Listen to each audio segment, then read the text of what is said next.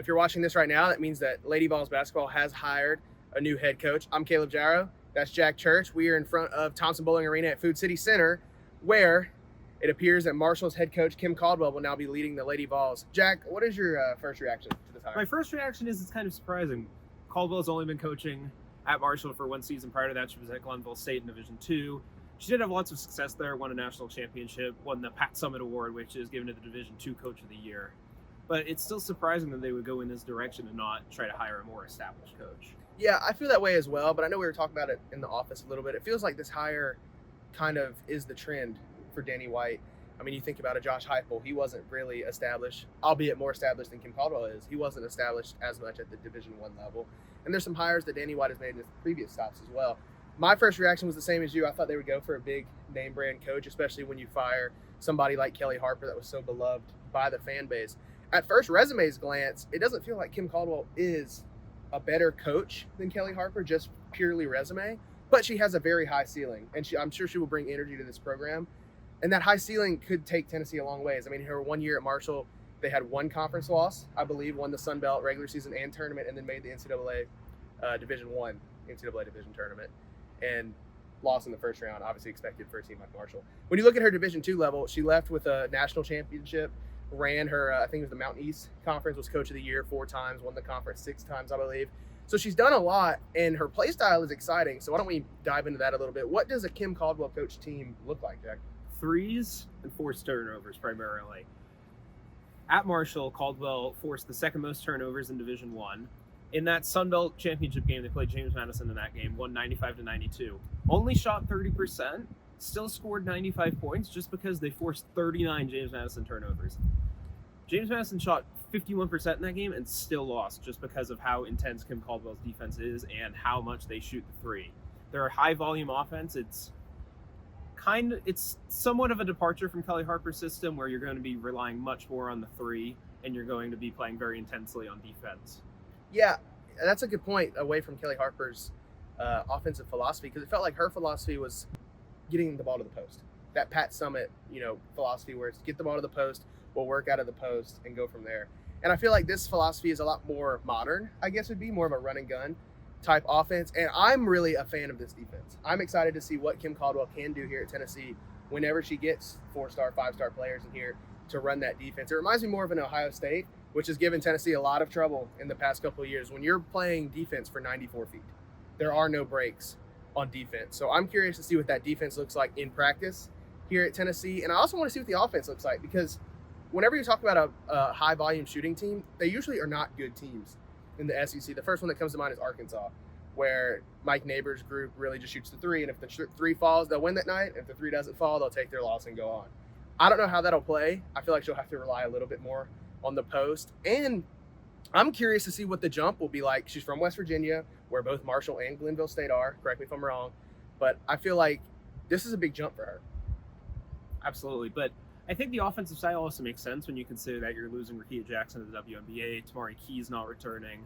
You're going to have a lot of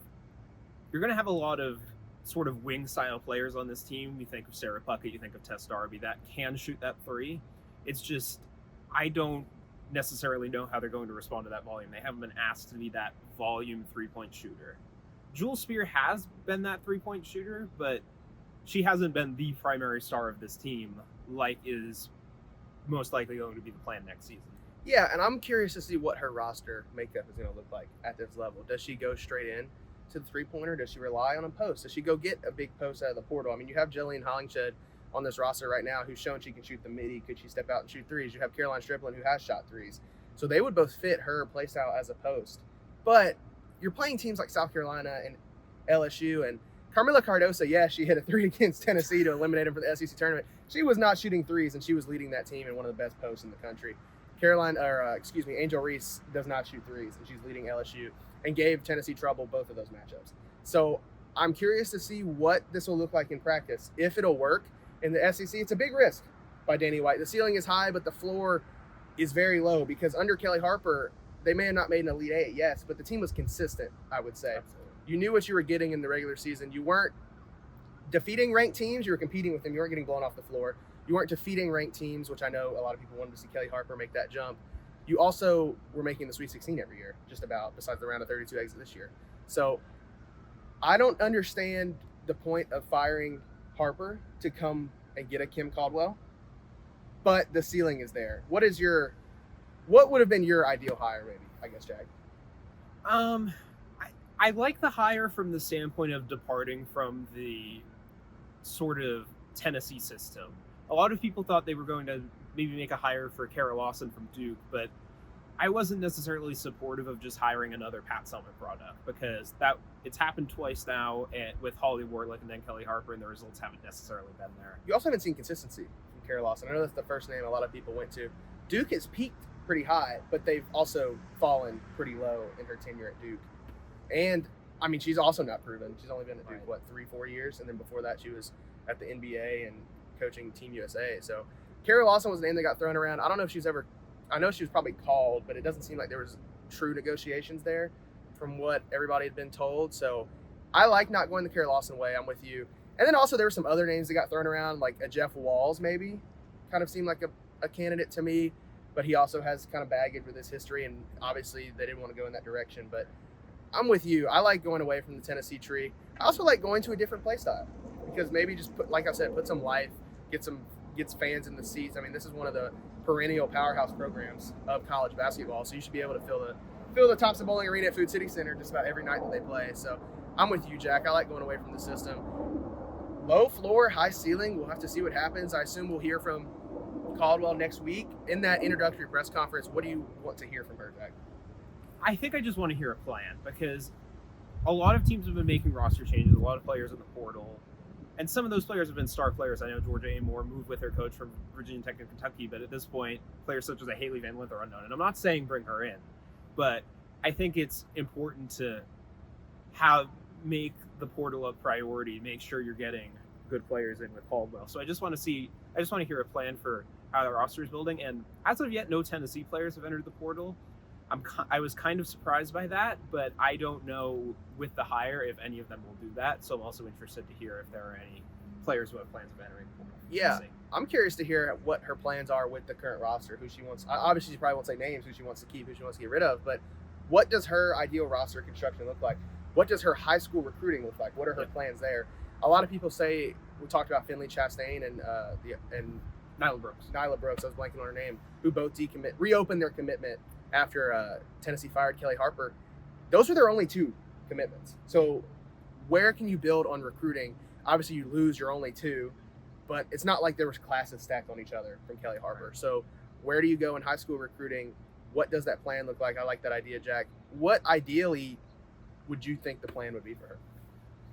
I still think you need an established big, because yes, you have Hollingshed and Strickland, but I worry about depth because Strickland hasn't proved that she can consistently be that player who's playing 25 minutes a game. And she's undersized at the 5 position when she get SEC play.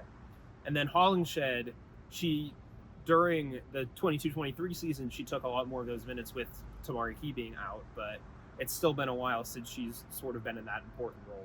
I think for both of them, the ceiling is high, but you don't know where your floor is yet, because they both played really well. The performance that comes to mind for me is I think Caroline Strickland dropped over 30 points against MTSU in that loss. That comes to mind. We've seen Jillian Hollingshed play basically point guard with her guard skills, and then there's been some games where she doesn't show up. So I'm with you. I think she needs an established big. I think if you're going to shoot threes, you have to bring in more shooters, because you have Tess Darby as the first shooter that comes to mind. She was not consistent this year. Sarah Puckett is a good shooter, and I assume she'll stay around at Tennessee as long as Caldwell chooses to keep her. And then you said Jewel Spear, which is another good one. But besides that, who else is going to shoot? I mean, you're losing Jasmine Powell, who wasn't she could knock down a three when you needed it, but she wasn't a go-to three-point threat. So you have Destiny Wells coming back. That is true. You will have Destiny Wells. That's a good point. Can she be relied on to shoot the three? I mean, do you go in the portal now that you have Destiny Wells back as a true point guard? Do you go get a true a shooting guard to play with Jewel Spear behind Jewel Spear? So there's a lot of questions to be answered. Like I said, if you are watching this, that means Kim Caldwell has been hired as Tennessee's new women's basketball coach. I assume we'll hear from her early next week, and we'll have coverage, as always, at, as Jack's sweatshirt says, the Daily Beacon, utdailybeacon.com. So for Jack Church, I'm Caleb Jarreau from Thompson-Boling Arena at Food City Center. We are bringing in a new hire, I guess. So thanks for watching. Thanks for listening if you're on audio only.